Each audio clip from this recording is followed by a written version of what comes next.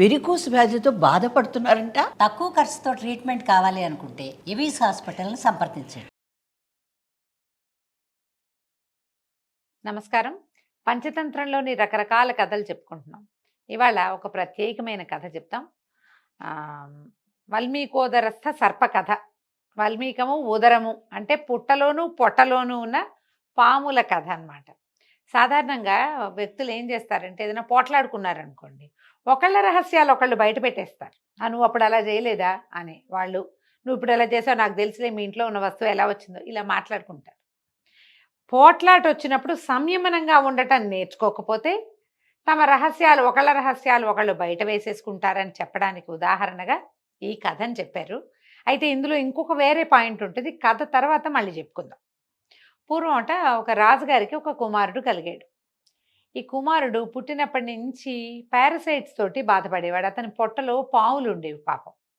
అయితే విపరీతమైన ఆకలి, ఆహారం తీసుకున్నా కూడా ఎప్పుడు వాంతులు మోషన్స్ అలా అయిపోయి బక్క చిక్కిపోయి ఎప్పుడు కడుపులో నొప్పితోటే ఉండేవాడు. అవేవో 2 పాములో ఏమిటో అనుకునేవాళ్ళు. మనం చెప్పుకుంటాం, మన దగ్గర పాములు ఉంటాయి, ఎలికిపాము అంటారు. ఎలికిపాములు 2 ఉంటాయంటారు. ఈ వైద్యులు పిల్లాడికి కొంచెం 13-14 సంవత్సరాలు వచ్చాక తెలుసుకున్నారు ఇతని పొట్టలో ఒక పాము ఉందని. ఆ పొట్టలో ఉన్న పారసైట్ వల్ల ఈ పిల్లవాడు రెక్కొని బలంగా అవటం లేదని చెప్పి అనేవాళ్ళు. సన్నగా పొడుగ్గా బాగానే ఉండేవాడు, చక్కగా కన్ను ముక్కు తీరు, రాజుగారి అబ్బాయి కదా, ముచ్చటగా ఉండేవాడు. కానీ పిల్లవాడు ఎప్పుడు అనారోగ్యంతో, కడుపులో నొప్పితో, మోషన్స్తో అట్లా బాధపడుతూ ఉండేవాడు. వాడికి ఒక 22-23 సంవత్సరాలు వచ్చాక వాడికి ఇంట్లో ఉండాలంటే విసుగు పుట్టింది. ఉండలేకపోయాడు. ఎప్పుడు మందులు వైద్యాలు, అమ్మా నాన్న బాధపడ్డాలు, వచ్చిన వాళ్ళంతా పరామర్శించటాలు చాలా విసుగ్గా ఉండి అతను నేను ఇంట్లో ఉండనని ఏదో రాజ్యానికి బయటికి వెళ్ళిపోయి ఏదో ఒక వేరే రాజ్యంలో ఒక దేవళం, పాతపడిపోయిన పురాతనమైన ఒక దేవళం ఉంటే ఆ దేవళంలో ఉండి ఆ రాజ్యంలో తిరుగుతూ ఉండేవాడు. కడుపులో నొప్పిగా ఉంటే బాధపడేవాడు. ఆహారం దొరికినప్పుడు తింటూ ఒక దేశద్రిమ్మరిలాగా ఉండిపోయాడనమాట. అయితే ఈ రాజకుమారుడు ఏ ఊరైతే వచ్చాడో ఆ ఊరి రాజుగారికి 2 ఆడపిల్లలు ఉన్నారు. రాజుగారి అమ్మాయిలు, 2 మంచి పిల్లలు, బుద్ధిమంతులు. అయితే ఆ రోజట ఒకరోజు రాజుగారికి పుట్టినరోజు. అమ్మాయిలు 2 చక్కగా పొద్దున్నే తయారై వచ్చి తండ్రిని విష్ చేయడానికి వచ్చారు. బర్త్డే విషెస్ చెప్తాం కదా మనం, అట్లా వస్తే పెద్ద అమ్మాయింది, ఓ రాజా నీకు జయముగాక, నీ కీర్తి ఆచంద్ర తారార్కము ఉండుగాక, నీ రాజ్యం ఇంకా విస్తరించుగాక, నీకు జయముగాక అని ఇట్లా మంచి మాటలతో హెయిల్ ద కింగ్ అంటాం అలాగా చెప్పిందనమాట. రెండో పాప ఏమంది, రెండో అమ్మాయి, పుట్టినరోజు శుభాకాంక్షలు నాన్న అని నీ కర్మ ఫలితాన్ని అనుభవించు అని చెప్పింది. ఈ కర్మ ఫలితాన్ని అనుభవించడం, అంతకుముందు అమ్మాయి భగవద్గీత చదువుకుంటోంది. ఆ భగవద్గీతలో ఏం చెప్తారు, కర్మఫలాన్ని అనుభవించి పోగొట్టుకోవాలి, అనుభవించేస్తే వచ్చే జన్మ అద్భుతమైన జన్మ వస్తుందన్న కొన్ని వాక్యాలు ఆ అమ్మాయికి అర్థమైనాయి. అది చెప్పింది. చెప్పంగానే రాజుకు చాలా కోపం వచ్చింది. ఏమిటి నా పుట్టినరోజు పూట కర్మఫలితాన్ని అనుభవించమంటుందా, దీని కర్మఫలితాన్ని ఇది అనుభవించేలాగా చేస్తానని ఆ మంత్రి సామంతుల్ని వాళ్ళని పిలిచి ఈ అమ్మాయిని దీని కర్మఫలితాన్ని ఇది అనుభవించేలాగా చేద్దాం, పరమ దౌర్భాగ్యుడు ఎవడుంటే వాడికి ఒకరిని చూసి ఈ పిల్లనిచ్చి పెళ్లి చేయండి, దీన్ని పంపేయండి ఇంట్లోంచి అని చెప్పాడు. ఈ రాజుగారు అమ్మాయిని వెంబడి పెట్టుకుని ఊరంతా తిరిగాడు మంత్రి గారు. తీరా చూస్తే ఈ దేవళంలో, పురాతన దేవళంలో ఒక సన్నగా పొడుగ్గా బలహీనంగా ఏదో మనాదిగా జబ్బుగా ఉన్నటువంటి ఈ రాజకుమారుడు కుర్రాడు కనపడితే అబ్బాయిని అడిగారు, అబ్బాయి నీదేం ఊరంటే నాదేం ఊరండి, ఈ ఊరేం లేదండి అన్నాడు. అనగానే వీడే కరెక్ట్ అయిన వాడు, ఊరు పేరు లేనివాడు, వీడికి ఇచ్చి పెళ్లి చేద్దామని స్వల్ప జనంతో వెళ్ళి పరివారంతో ఆ అమ్మాయికి ఓం ఓం అనే శాస్త్రోక్తంగా ఆ కుర్రాడికి ఇచ్చి పెళ్లి చేసేశారు. రాజకుమార్తె నుంచి పెళ్లి చేస్తామంటే ఎందుకు వద్దంటారు, పెళ్ళైపోయింది. ఏదో దైవ సంకల్పం గుళ్ళో చేస్తున్నారులే అని సరేనన్నాడు. పెళ్ళైపోయాక అమ్మాయి ఆనందంగానే ఉంది. ఏమనుకుంది, నా కర్మ ఫలితం ఇది, భగవంతుడు ఇదే ఇచ్చాడు నాకు, కాబట్టి నేను దీన్ని ఆనందంగా స్వీకరిస్తానని కొద్దిపాటి జనాలతోటి అమ్మాయికి ఇచ్చారు, ఏదో వచ్చింది 4 అమ్మాయి వాళ్ళతోటి ఇక భర్తను తీసుకుని ఈ ఊరు నుంచి వెళ్ళిపోయింది. వేరే ఊరు వెళ్ళింది. ఒక చెరువు పక్కన చక్కగా ఖాళీ స్థలము, ఒక పాత దేవళము ఉంటే ఆ ఖాళీ స్థలంలో ఒక చిన్న డేరా లాంటిది వేయించుకుని భర్తను అక్కడ కూర్చోబెట్టి, ఏమంటే ఊళ్ళోకి వెళ్ళి నేను సరుకులు పట్టుకొస్తానని ఆ అమ్మాయి కాస్త ఊళ్ళోకి వెళ్ళి సామాన్లు అవి తెచ్చుకుని వస్తూ ఉంటే అమ్మాయికి ఒక విచిత్రమైన దృశ్యం కనపడింది. ఏమట, ఈ రాజకుమారుడు బాగా నిద్ర వచ్చి బయట గాలేస్తోందని ఓ పుట్ట పక్కన పడుకున్నాడు. ఆ చెరువు పక్కనే ఓ పుట్ట ఉంది.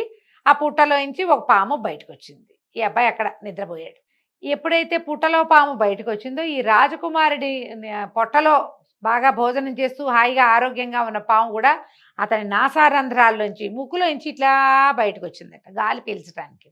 పాముల్ని ఏమంటారు, గాలి తింటాయవని చెప్తారు. సరే, ఇది ఆ పాము ఈ పాము రెండు తల్లాడిస్తూ ఒకదాన్ని ఒకటి చూసుకున్నాయి. చూసుకుంటే ఆ పుట్టలో ఉన్న పామంది, ఓసిని దుంపదెగా, ఇంత చక్కటి పిల్లవాడు, ఎంత బాగున్నాడు కళగా రాజకుమారుడు, వాడి పొట్టలో చేరి వాడిని ఇట్లా జబ్బు పాలు చేసేవేమే, నీకేం పోయే కాలం అని ఆ పుట్టలో ఉన్న పాము అడిగింది. అడిగేసరికల్లా ఈ రాజకుమారుడి పొట్టలో ఉన్న పాము అంది, ఏమిటి, నేను చిన్నప్పటి నుంచి ఉన్నాను, వీడు పుట్టక నుంచే నేను హాయిగానే ఉన్నాను, నువ్వు మాత్రం రెండు పెద్ద పెద్ద బంగారం బిందెల బంగారం మీద కూర్చోలేదా? బంగారపు బిందెలతో బంగారం ఉంది ఈ పుట్టలో, నువ్వు కూర్చుని నువ్వు ఆనందిస్తున్నావు, నీకు మాత్రం లేదా అంటే నువ్వు అని మాట్లాడుకుని బుసలు కొట్టుకుంటున్నాయి. ఈ పాములు రెండు బుసలు కట్టుకోవటం చూసి పిల్ల హడిలిపోయింది రాజకుమార్తె. అయ్య బాబాయ్, భర్త ముక్కులోంచి ఒకటి వచ్చింది, అక్కడ ఇంకా ఇంత పెద్ద పాడగా ఉన్నాయి, ఇంకో పాము ఉంది, ఇవి రెండు కలిసి ఇతన్ని ఏం చేస్తాయో కదలకూడదని చెట్టు వెనకాల నిలబడి వింటుంటే ఏమైంది, ఈ పుట్టలో ఉన్న పామంది, వాళ్ళకి తెలియక, నీకు ఎన్నో మందులు వేసి ఉంటారు, వాళ్ళకి తెలీదు, పాత బియ్యపు గంజిని వార్చి ఆ పాత బియ్యపు గంజిలో కలి అంటాం కదా, అది ఆ గంజిలో తెల్లావాలు నూరి ఉడకబెట్టి అది గనక ఇచ్చారంటే చచ్చూరుకుంటావు నువ్వు, వాళ్ళకి తెలీదు నీ సంగతి అని పుట్టలో ఉన్న పాము ఈ పొట్టలో ఉన్న పాము తాలూకు మృత్యువుని, చావు ఎలా వస్తుందో రివీల్ చేసేసింది. వీడి ముక్కులోంచి బయటకు వచ్చింది కదా, అది మాత్రం ఎందుకు ఊరుకుంటుంది? అదేమందంటే, ఆ జనాలకు తెలియక కానీ నీ పుట్టలో వేడివేడి నీళ్లు కానీ వేడివేడి నూనె కానీ పోసారంటే కాలేది, చచ్చి ఊరుకుంటావు నువ్వు, ఆ బంగారం అంతా బయటకు వస్తుంది, హాయిగా అనుభవిస్తారు, జనాలకు తెలియక ఇట్లా చేశారు, నిన్ను వదిలిపెట్టేశారు అంటే రెండు బుస్సులు ఆడుకున్నాయి. పుట్టలో ఉన్న పాము లోపలికి వెళ్ళిపోయింది, పొట్టలో ఉన్న పాము కిందకి వెళ్ళిపోయింది, లోపలికి పొట్టలోకి వెళ్ళిపోయింది. ఈ అమ్మాయి ఏం చేసింది, మళ్ళీ బజార్ వెళ్ళి చక్కగా ఒక పెద్ద బాణలి, ఒక పేద డబ్బాడు నూనె పట్టుకొచ్చి తెచ్చుకుంది. దాంతోపాటుగా పాత బియ్యం ఎక్కడున్నాయో వెతికి, తెల్లవాళ్ళు కూడా వెతుక్కుని అవి నూరడానికి ఒక రోలు కూడా పుచ్చుకుని అన్ని సామాన్లు ఒక పండివాడితో మోయించుకుని తీసుకొచ్చి అక్కడ పెట్టి భర్తకి చెప్పింది, ఏమండి గంజి కాసిస్తాను తాగుదురుగాని అని చెప్పి చక్కగా ఆ పాత బియ్యాన్ని పొయ్యి మీద పెట్టి బియ్యం గడిగటం, చెరువు ఉందిగా పక్కనే, బియ్యం గడిగింది, ఒక కుండలో శుభ్రంగా నీళ్ళు పోసింది, పొయ్యి మీద పెట్టింది, బాగా అన్నం కొత్త అలా ఉడికాక అన్నపు గంజి వార్చి ఈ తెల్లవాళ్ళని రోలు తెచ్చిందిగా అందులో నున్నగా నూరేసేసి మెత్తగా ఆవాలు అందులో కలిపింది, ఆ గంజి కుండని ఎత్తి పొయ్యి మీద పెట్టింది. బాగా ఉడికాక భర్తకి చెప్పింది, ఇది చాలా మంచిదండి, మీ కడుపులో నొప్పి తగ్గుతుంటే ఊళ్ళో వైద్యుడు చెప్పాడని భర్తతో మొత్తం గంజి అంతా తాగిచ్చేసరికి అలా తాగిన కాసేపటికి ఇతను ఏమీ కడుపులో నొప్పి వస్తుంది, నేను బాత్రూమ్కి వెళ్ళాలని చెప్పాడు.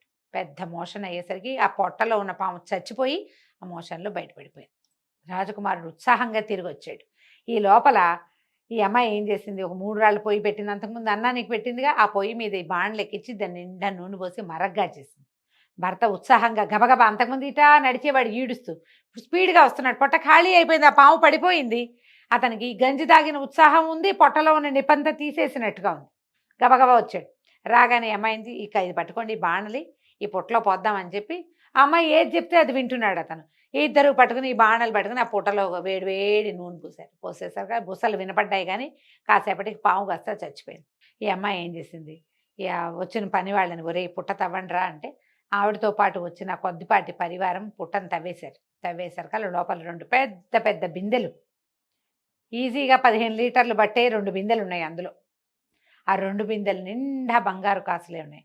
ఆ అమ్మాయి తవ్వించేసి ఆ 2 బిందెల్ని యువతలు పెట్టుకుని భర్త తాలూకు సొంత రాజ్యానికి బిందెలు మోయించుకుని తన పరివారంతో వెళ్ళిపోయింది.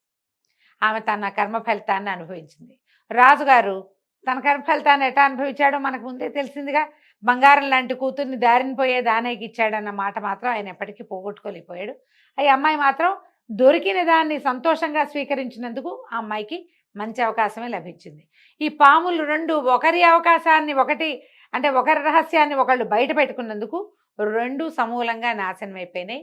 ఎప్పుడు కూడా పోట్లాటల్లో తూతూ మేమే అనుకునేటప్పుడు రహస్యాలు బయట పెడితే 3వ వాళ్ళకి తెలుస్తుంది, మన ప్రాబ్లమ్స్ అన్నీ మనకి కొత్త సమస్యలు వస్తాయి. కాబట్టి పోట్లాడేటప్పుడు నువ్వు అలా చేయలేదా ఇలా చేయలేదా లాంటి రహస్యాలు మాట్లాడకండి. ఎవరో ఒకళ్ళు మానేస్తే కుదరదు, ఇద్దరు మానేయాలి. పోట్లాడుకునేటప్పుడు ఏ విషయం మీద పోట్లాడుకుంటున్నామో ఫోకస్డ్గా అదే పోట్లాడుకోవాలి, అంతకంటే ఎక్కువ మాట్లాడకూడదు. ఈ విషయం చెప్తూ ఈ కథ చెప్పారండి. కథ కంచికి మనం ఇంటికి.